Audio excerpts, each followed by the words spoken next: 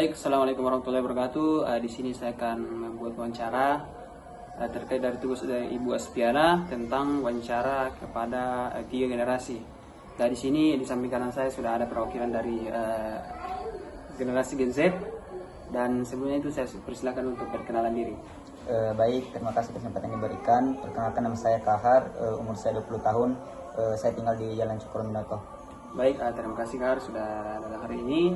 Begini Kar, saya mau bertanya ini. Bagaimana pendapat Kak tentang laki-laki dan perempuan yang bekerja?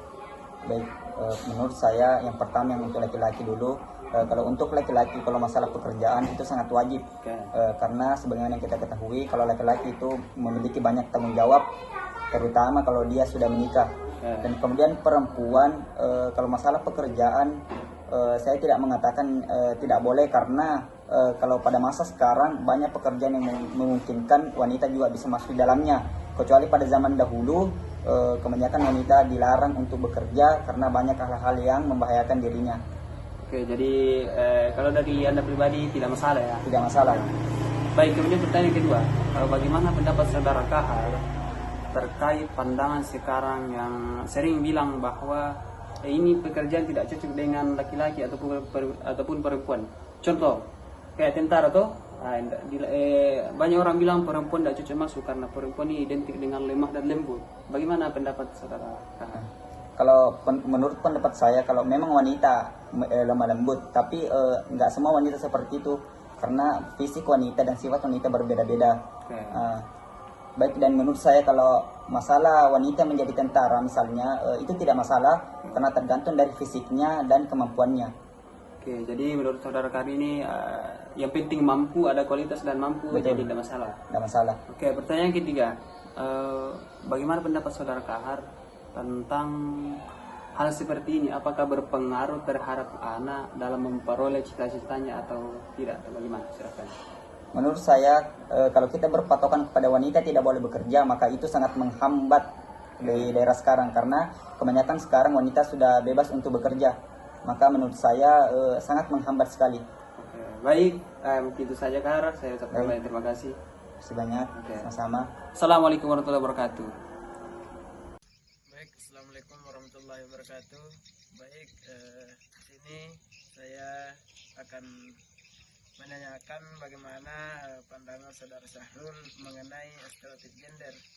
Nah, di sini yang pertama yang ingin saya tanyakan yaitu bagaimana pandangan saudara atau pendapat saudara tentang anak laki-laki dan perempuan, apakah harus bekerja atau tidak?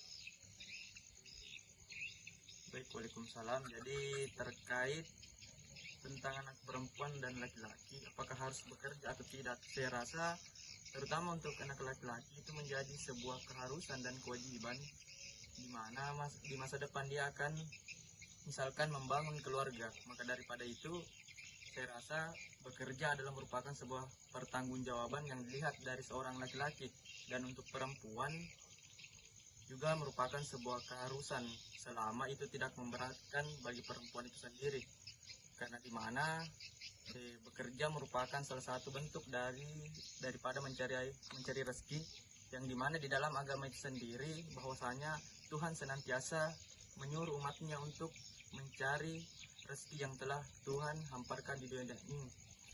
Baik, Dan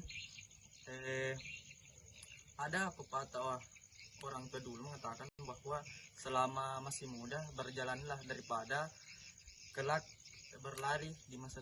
baik, pertanyaan selanjutnya yaitu pertanyaan yang kedua, yaitu bagaimana pendapat tentang pandangan bahwa ini pekerjaan khusus laki-laki, tidak cocok dengan perempuan, begitupun dengan pekerjaan yang perempuan tidak cocok dengan laki-laki. Baik, jadi memang ada pekerjaan laki-laki yang memang tidak cocok untuk perempuan. Karena kenapa?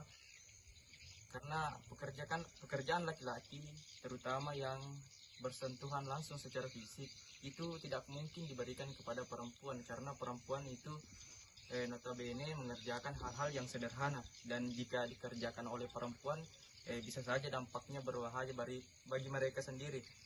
Dan begitupun perempuan, pekerjaan perempuan mungkin ada hal-hal yang tidak bisa dilakukan oleh laki-laki dan memang perempuan khusus yang bisa melakukannya. Artinya kerjakanlah bidangmu masing-masing, karena jangan sampai memaksakan sesuatu yang memang bukan keahlianmu. Itu akan berdampak negatif nantinya. Baik, mungkin ini pertanyaan terakhir, yaitu terkadang orang tua berpendapat bahwa kamu cocoknya jadi ini, sedangkan anaknya berpendapat yang lain. Nah, jadi apakah pendapat atau pandangan orang tua ini berpengaruh pada anak untuk meraih cita-citanya? Baik, jadi terkait dengan masalah ini merupakan masalah yang sangat lumrah dalam sebuah keluarga, di mana orang tua sering berbeda pendapat dengan anaknya, terutama dalam hal cita-cita seorang anak, yang dimana kadang orang tua itu memaksakan kehendaknya kepada anak, sehingga itu sangat berdampak negatif bagi anaknya itu sendiri. Dan begitupun anak juga kadang tidak bisa memahami orang tuanya. Jadi di sini bagaimana kemudian orang tua itu bisa melakukan pendekatan persuasif kepada anaknya, di mana dia melakukan dialektika dengan anaknya secara perlahan dan kemudian memberikan pemahaman. Dan anak juga harus bagaimana bisa memberikan pemahaman kepada orang tuanya terkait dengan apa yang diinginkan, terutama dalam meraih cita-citanya. Jadi ketika sudah melakukan dialektika antara anak dan orang tua, jadi tinggal orang tua bagaimana kemudian dia bisa mengevaluasi apa yang kemudian diinginkan anaknya, sehingga tidak terjadi perbedaan pendapat yang kemudian berdampak kepada anak maupun orang tuanya itu sendiri. Jadi bagaimana kemudian orang tua di sini memposisikan dirinya, bagaimana dia bisa mendukung cita-cita seorang anak selama cita-cita itu memang sangat baik untuk anaknya itu sendiri. Dan begitupun juga anaknya bagaimana kemudian dia bisa memahami apa yang kemudian diinginkan oleh orang tuanya. Jadi di sini agar tidak terjadi perbedaan pendapat harus saling terbuka, harus bisa komunikasi baik antara anak dan orang tua, sehingga begitu tadi tidak terjadi perbedaan pendapat yang kemudian berdampak negatif untuk kedua belah pihak. Jadi mungkin itu. Baik, menurut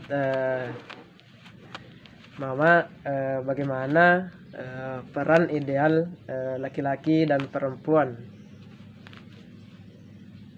Menurut saya peran ideal antara laki-laki dan perempuan itu sama ataupun setara.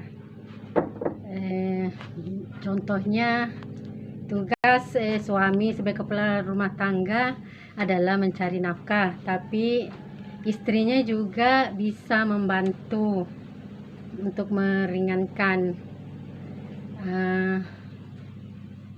Maksudnya di sini saling hormat menghormati, saling menghargai, tiada yang rendah atau sebaliknya. Ya, begitulah menurut saya. Baik, terima kasih atas pendapatnya.